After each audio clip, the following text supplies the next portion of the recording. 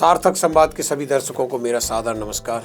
कहते हैं जहाँ सब हाथ खड़े कर देते हैं वहाँ संघ खड़ा हो जाता है, और आज संघ के कार्य को 100 वर्ष पूरे हुए हैं। इस पर हम चर्चा करेंगे ही। आज एक विशेष दिन भी है कि आज विजयादशमी का त्यौहार है, और जहाँ पूरे देश दुनिया में धूमधाम से मनाया जा रहा है। अधर्म पर धर्म की जीत के रूप में हम मनाते हैं। और इस दो अहम मुद्दों पर चर्चा करने के लिए आज हमें रमेश शर्मा जी, जो वरिष्ठ पत्रकार हैं, जिनकी 55 साल की पत्रकारिता का अनुभव है, जिनके सिखाए हुए विद्यार्थी अनेक महत्वपूर्ण संस्थानों में संपादक हैं, जो अध्यात्म पत्रकारिता के साथ अध्यात्म में गहरी रुचि रखते हैं, उनका गहन अध्ययन किया है। वो परशुराम पर कथा कहते हैं, परशुराम जी का मंदिर ही बनवाया है। और इसके अलावा राजनीतिक समीक्षक के रूप में आप विभिन्न चैनलों में आपको देखते रहते होंगे। खासकर जब भी किसी को राष्ट्रीय स्वयंसेवक संघ के बारे में निष्पक्ष राय जाननी होती है कि संघ के बारे में कई बार अच्छाई बुराई सबके जीवन में आती हैं, तो बातें चलती रहती हैं। तो आपसे एक लोग पूछते हैं कि आखिर इसका मतलब क्या है यदि संघ ने ये कहा है। तो इस महत्वपूर्ण मौके पर आज शर्मा जी हमारे बीच हैं। आपका बहुत बहुत स्वागत है शर्मा जी। और शर्मा जी से आज हम इन सब मुद्दों पर चर्चा करेंगे। तो सबसे पहले शर्मा जी, ये संघ को 100 साल हो गए कार्य करते हुए, और 55 साल आपकी पत्रकारिता को हो गए। आप करीब से इस संघ को जानते हैं, तो इसकी क्या पृष्ठभूमि रही संघ की निर्माण? क्योंकि हेगडेकर तो कांग्रेस में थे, वहाँ उनको अच्छा खासा महत्व भी था, तो फिर उनको संघ की स्थापना की जरूरत क्यों पड़ी? देखिए, मुझे जो लगता है, अगर आप भारत का इतिहास देखेंगे तो सैकड़ों साल से कुछ शक्तियां हैं जो भारत को भारत में ही रूपांतरित करने के अभियान में लगी हैं। समय समय पर कुछ महापुरुष आए। इसमें हम आचार्य चाणक्य को देख सकते हैं, स्वामी दयानंद सरस्वती जी को देख सकते हैं, विवेकानंद जी को देख सकते हैं, रामकृष्ण परमहंस को देख सकते हैं, शिवाजी महाराज को देख सकते हैं। ऐसे बहुत लोग आए जिन्होंने समय समय पर भारत का जो भारतत्व है, भारत का जो स्वत्व है, उसके प्रति स्थापना की कोशिश की। वही अगर हम देखेंगे, जिन दोनों डॉक्टर संघ के संस्थापक डॉक्टर केशव बलिराम हेडगेवार जी हैं, उनका अगर आप जीवन व्रत देखेंगे तो वो बाल वैसे कहीं ना कहीं उनके भीतर स्वत्व और स्वाभिमान था। जब वो केवल प्राइमरी कक्षाओं में पढ़ते थे तो उन दोनों एक प्रेयर कराई जाती थी जो ब्रिटेन की महारानी के प्रति होती थी, तो उन्होंने उसको इनकार कर दिया था पढ़ने में। तो कुल मिलाकर के जो यूनियन जैक था, एक वक्त बालपन में उन्होंने यूनियन जैक को उतार दिया था। तो कुल मिलाकर के इससे हमको किसी व्यक्ति के मनोभाव का पता लगता है कि उसके अंदर क्या है। स्वतंत्र डॉक्टर थे, उसके बाद स्वतंत्रता संग्राम में आए और वो असहयोग आंदोलन में जेल गए, उनको सजा भी हुई। लेकिन अगर वो जो समय देखेंगे आप असहयोग आंदोलन का, खिलाफत आंदोलन का, तो उस समय 3-4 प्रकार की शक्तियां थीं जो भारत को भारत में रूपांतरित करने में लगी हुई थी। अंग्रेजी सत्ता अपने स्थान पर थी, इसके अलावा कुछ मिशनरीज थी जो पूरे वन क्षेत्रों में, समाज क्षेत्रों में षड्यंत्र कर रही थी। कितने ऐसे सनातनी संत थे जिनकी हत्याएं हुई।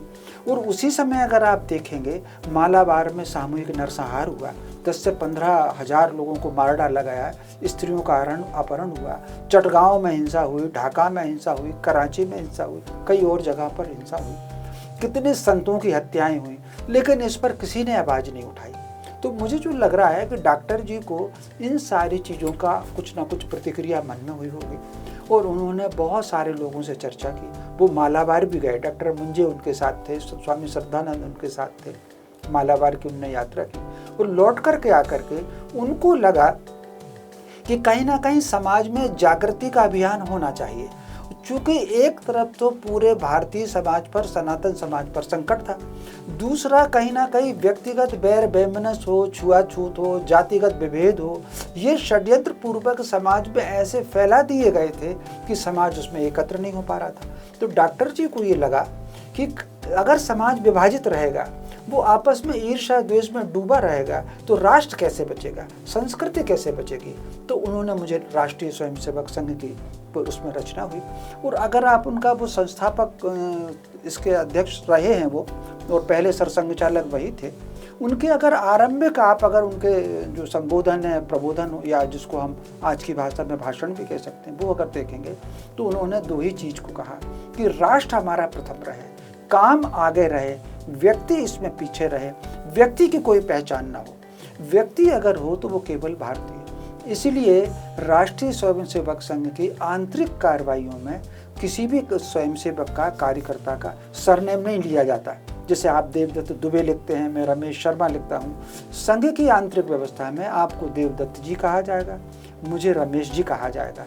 तो वो सरनेम नहीं लिए जाते ताकि किसी भी प्रकार का विभेद उत्पन्न ना हो, तो पूरे राष्ट्र में एकत्व का भाव आए, सांस्कृतिक जागरण की चेतना हो।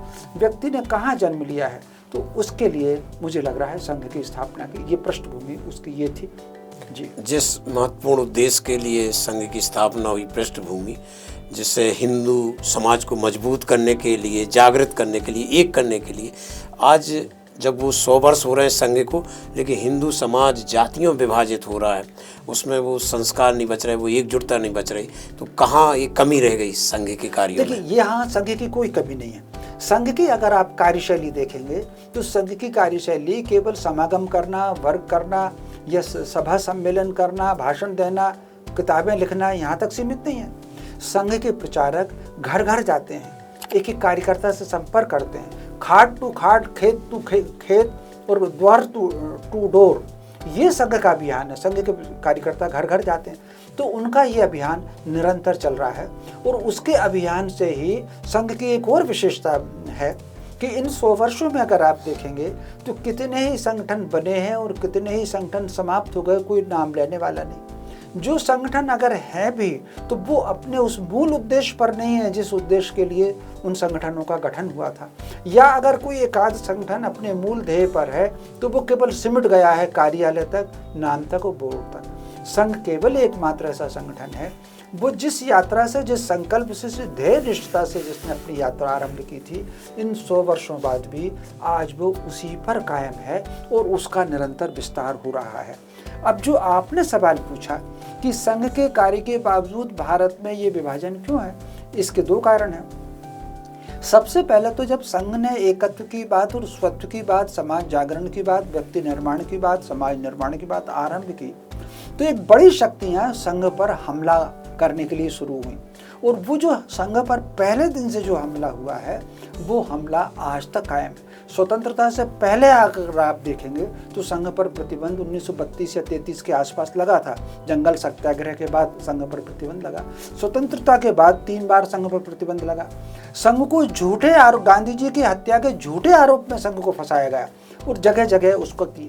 तो कहीं ना कहीं एक समाज में वो जो 3 प्रकार की शक्तियां थी, जिसमें कुछ कट्टरपंथी थे, कुछ मिशनरीज थे, कुछ बामी थे, ये जो 3 प्रकार की शक्तियों ने संघ के विरुद्ध जो वातावरण स्वतंत्रता के पहले बनाया था वो स्वतंत्रता के बाद भी है। तो एक बड़ी संख्या में भारतीय जनमानस ऐसा है वो संघ पर प्रश्न चिन्ह लगाता है। संघ के कार्यों को लेकर के जो उसका सम्मान होना था, उस सम्मान में उन्होंने ये फैलाया है, भ्रम फैला करके दूर किया। एक दूसरी इससे बड़ी बात ये आती है कि समाज में एकत्व की बात करने वाला, समाज में समरसता की बात करने वाले लोग कम हैं। राष्ट्रीय स्वयंसेवक संघ कम हैं ऐसे लोग, लेकिन समाज में विभेद पैदा है। आपको मानसिक रूप से षड्यंत्र पूर्वक तोड़ा जाए, इसका षड्यंत्र जो स्वतंत्रता से पहले है वो आज भी है। एक छोटा सा उदाहरण मैं आपको देता हूँ। इंडिविजुअल घटनाएं हो सकती हैं, इंडिविजुअल घटनाएं समाज का आधार कभी नहीं होती। दुनिया में हर जगह सिया और सुन्नियों के आज भी झगड़े होते हैं, बंदूकें चलती हैं, बम विस्फोट होते हैं।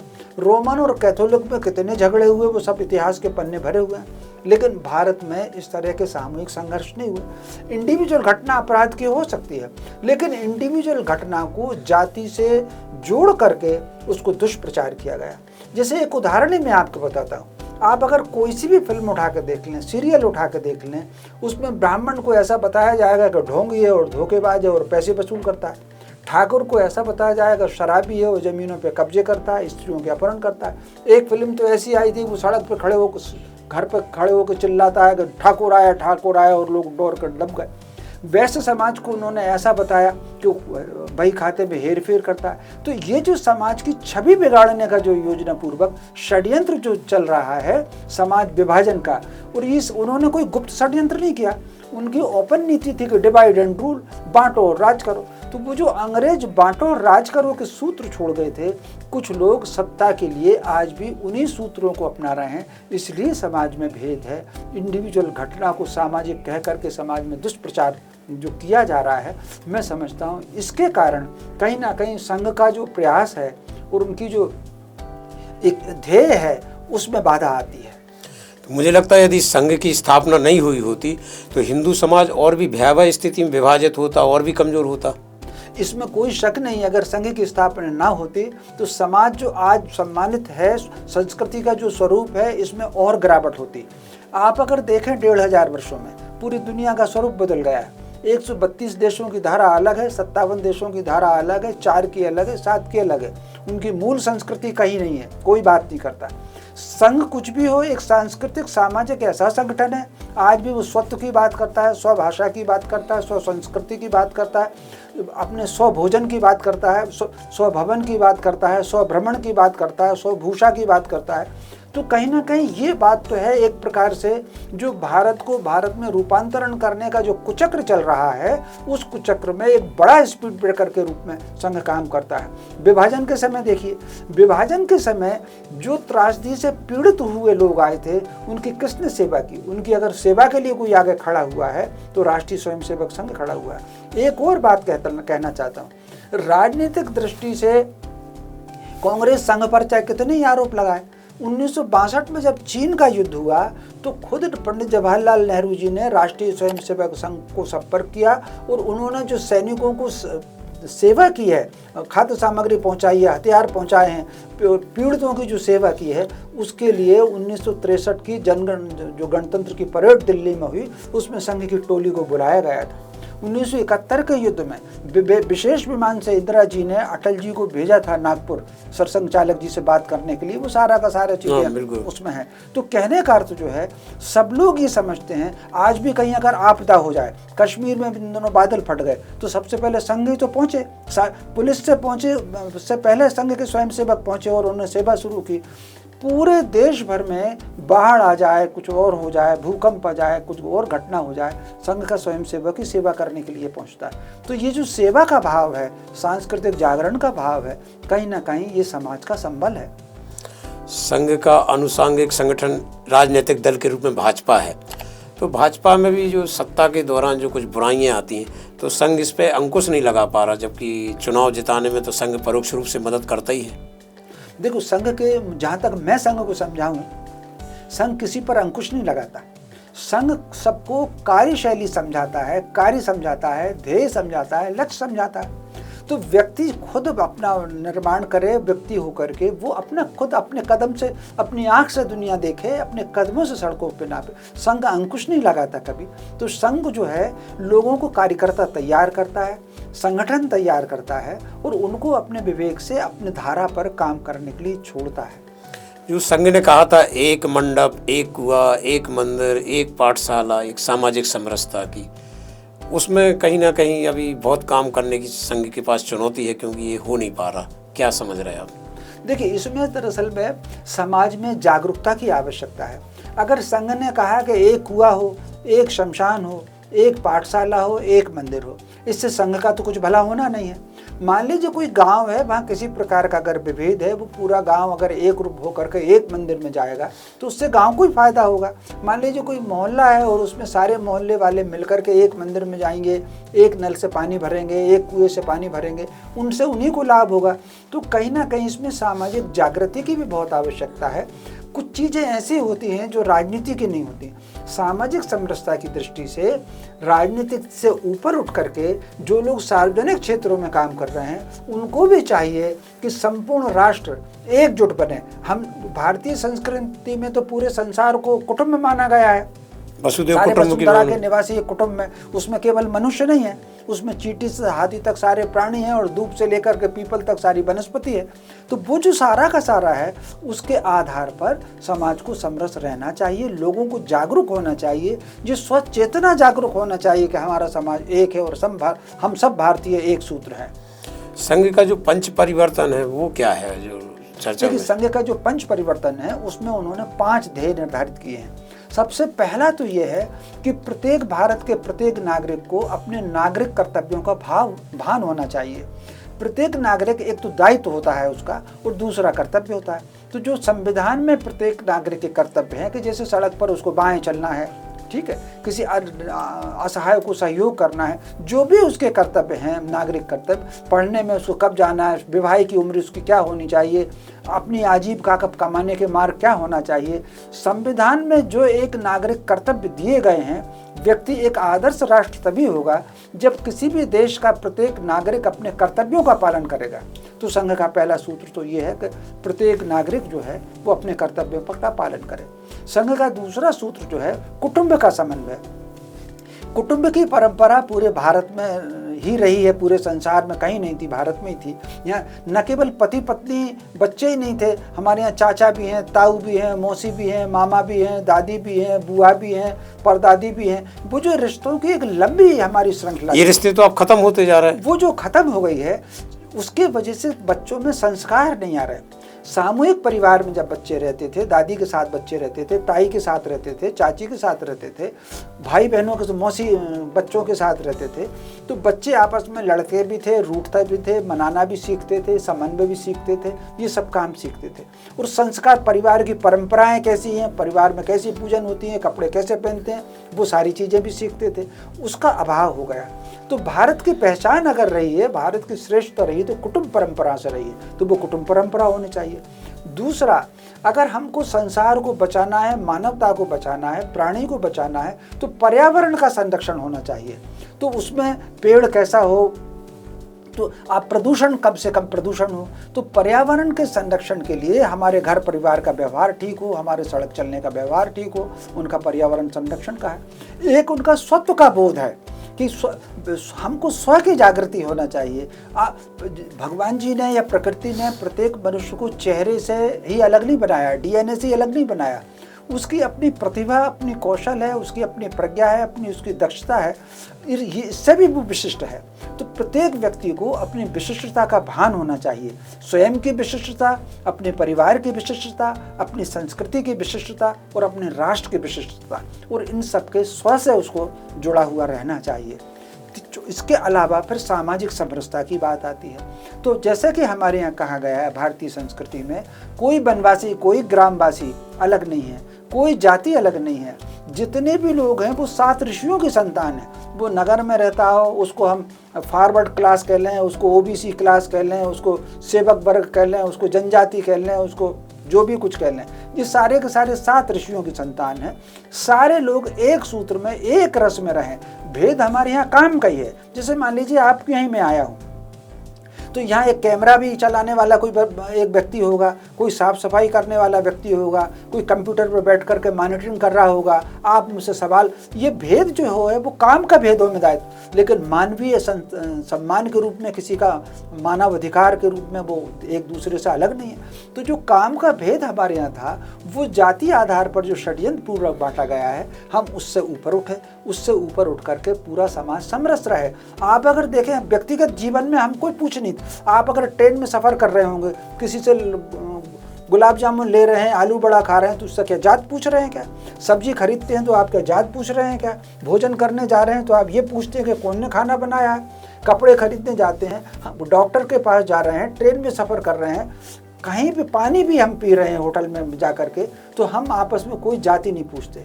लेकिन चूंकि वो अंग्रेज बना गए थे, तो स्कूल में बच्चा को भर्ती करने जाएंगे तो सबसे पहले जाति पूछेगा। तो हमको कानून से किसी से नहीं लड़ना, हमको हमारे मन में भारतीय समाज का जो समरस स्वरूप है वो आना चाहिए। सारे लोग एक कुएं में बैठ करके पानी भरें, एक मंदिर में बैठ करके पूजन करें, और एक मार्ग पर सब लोग चल करके समरस बने। ये उनके 5 सूत्र हैं। संघ का जब 100 साल पूरे हो गए तो आगामी उद्देश्य क्या लगता है संघ का आपको? क्या उद्देश्य है अब संघ के? देखिए, आगामी उद्देश्य जैसा कि आज भी घोषणा हुई है की है, वो कल भी सरकारबाजी का जो वक्तव्य मैंने सुना था नागपुर वाला, दिल्ली वाला, तो उसमें उन्होंने कहा है कि अगले 100 वर्षों में वो भारत के प्रत्येक गांव में अपना संपर्क बढ़ाना चाहते हैं, और उनका प्रयत्न है कि भारत के प्रत्येक घर पर उनकी दस्तक हो जाए। अभी यद्यपि उनका काफ़ी विस्तार है, फिर भी भारत में कई गांव ऐसे हैं जहां अभी संघ पहुंच से दूर है। तो वो किसी उसकी परवाह ना करके वो हर गांव में अपनी पहुंच बनाना चाहते हैं, हर घर पर अपनी दस्तक देना चाहते हैं। तो एक बड़ा उद्देश्य है बड़ा परिवर्तन लाने का। तो संघ जो चीज़ें करना चाह रहा था, पूरा लब्बू लबाब यही है कि आज जो पहले हिंदू समाज के लोग काम करते थे, चाहे वो घर के अंदर के कोई काम हो, गाड़ी खेती का, सब आज यदि आपको नल सुधरवाना तो हिंदू का नंबर नहीं मिलेगा, एसी सुधरवाना, पंखा सुधरवाना, किचन का कोई काम कराना तो कोई हिंदू का नंबर नहीं मिलता है, हिंदू कोई मैकेनिक नहीं मिलता है।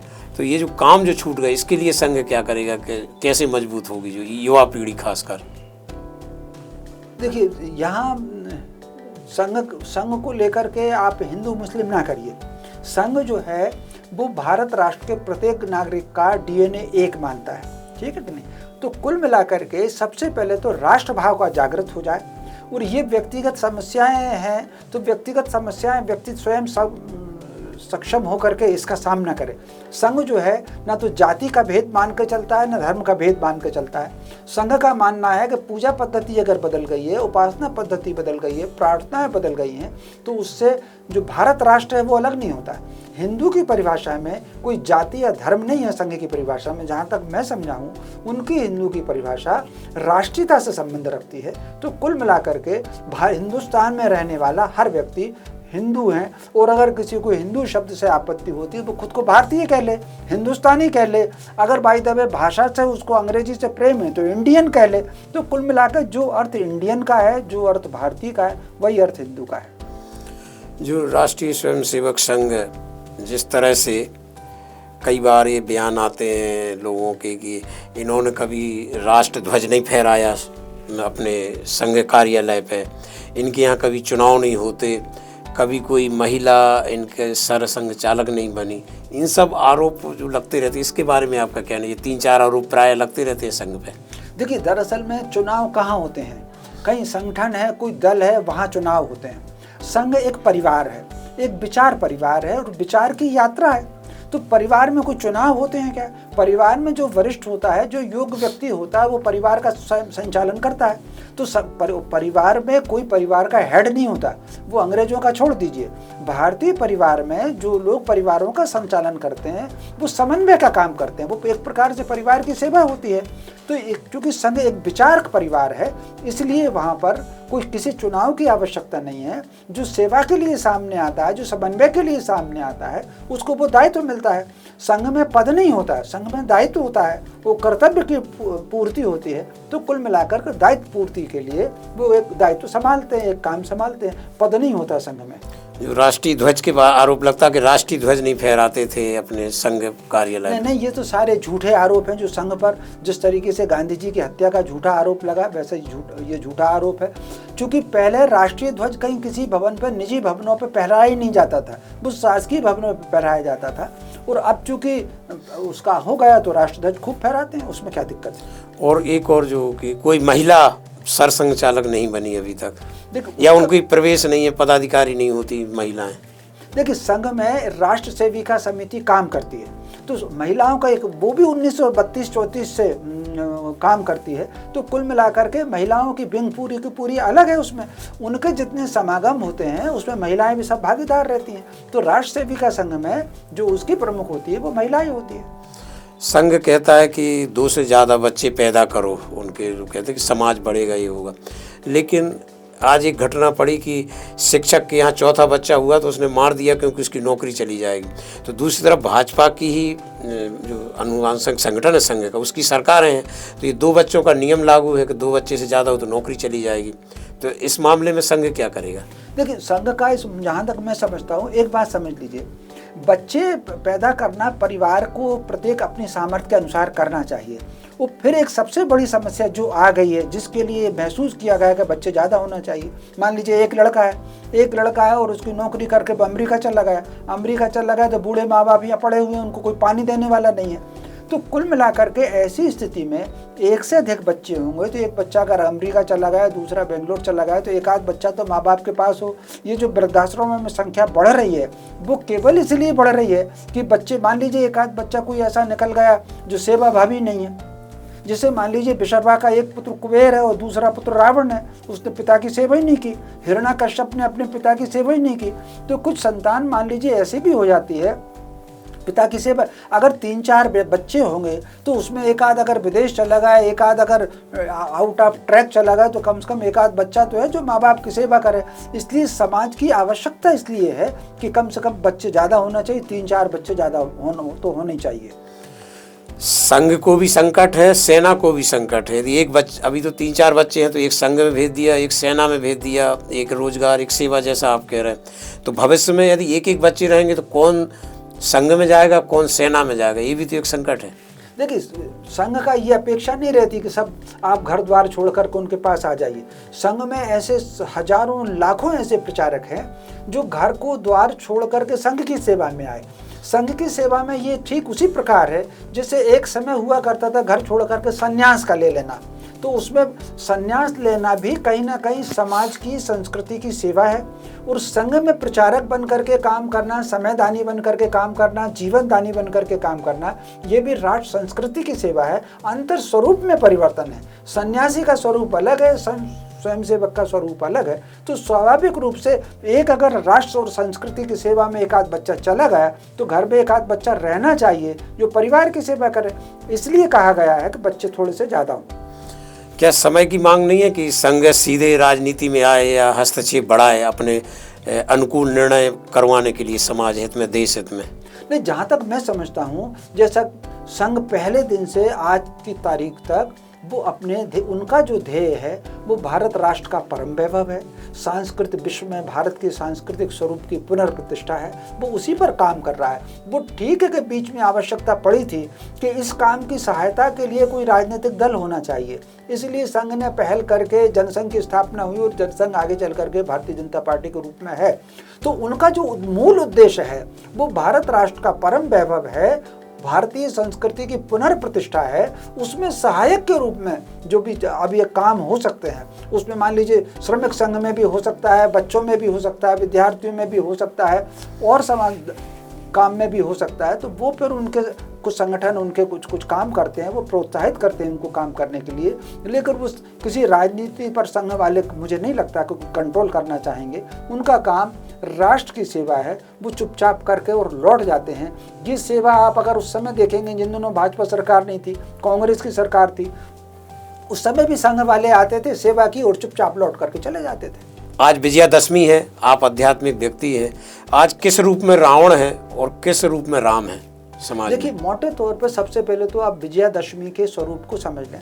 विजयादशमी आती है शक्ति उपासना के बाद।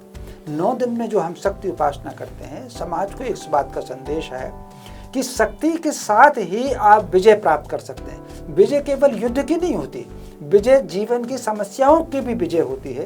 तो स्वाभाविक रूप से अपने बुरे विचारों पर भी विजय प्राप्त करने की होती है। महावीर स्वामी ने तब केवल अपने विचारों पर विजय प्राप्त करने के लिए किया था। गौतम बुद्ध ने जो तप किया था, विजय अपने विचारों पर विजय प्राप्त करने के लिए किया था। तो मानसिक रूप से, वैचारिक रूप से, सांसारिक रूप से आप सक्षम बने, सबल बने, उसके लिए बहुत आवश्यक है, शक्ति की साधना की बहुत आवश्यक है। इसलिए इसका पर्व आता है। और फिर चूंकि ये एक प्रतीक के रूप में हम रावण को और राम जी को इसमें हम स्मरण करते हैं। रावण एक प्रकार से क्या है, एक स्वेच्छाचारिता है, धर्म के विरुद्ध आचरण है, सत्य के विरुद्ध आचरण है, पूरे संसार को अपने रंग में ढालने का आचरण है। असुरों की प्रवृत्ति क्या थी कि सारे के सारे लोग नारायण की पूजा बंद कर दें, हवन पूजा बंद कर दें, हमको ही माने। तो वो असुरों की प्रवृत्ति केवल पूरे संसार को अपने स्वरूप में बदलने की थी। राम जी के स्वरूप क्या है? राम जी का स्वरूप यह सनातन परंपरा का स्वरूप, जो जैसा है वो वैसा रहे और उसी स्वरूप में विचार करे। तो कुल मिलाकर के जो सनातन संस्कृति है, तो विजयादशमी प्रतीक इस बात का है, व्यक्ति अपने मौलिक स्वरूप, मौलिक स्वत्व, मौलिक पहचान, मौलिक संस्कृति के आधार पर स्वयं को आगे प्रगति करे और स्वयं को स्थापित करे। और उसकी रक्षा अगर हो सकती है तो वो शक्ति से ही हो सकती है। शक्ति के बिना आप मुझे बताइए, घर में अगर कुत्ता घुस आएगा तब भी उसको आप शक्ति से ही डंडा मार करके उसको बाहर कर सकते हैं। तो कुल मिलाकर के स्वयं की रक्षा, संस्कृति की रक्षा, राष्ट्र की रक्षा, इसके लिए शक्ति आवश्यक है। और विजयादशमी हमको इसी बात का संकेत देती है। ये थे रमेश शर्मा जी, जिन्होंने हमें एक तरफ विजयादशमी का महत्व बताया और संघ से जुड़े तमाम प्रश्नों का, जिज्ञासाओं का समाधान भी किया, जो कई बार आपके हमारे बीच में उठते रहते हैं प्रश्न। कल किसी और मुद्दे पर किसी और शख्सियत के साथ चर्चा करेंगे। आज के लिए इतना ही। सार्थक संवाद के लिए मैं देवदत्त दुबे। शर्मा जी, आपका बहुत बहुत धन्यवाद।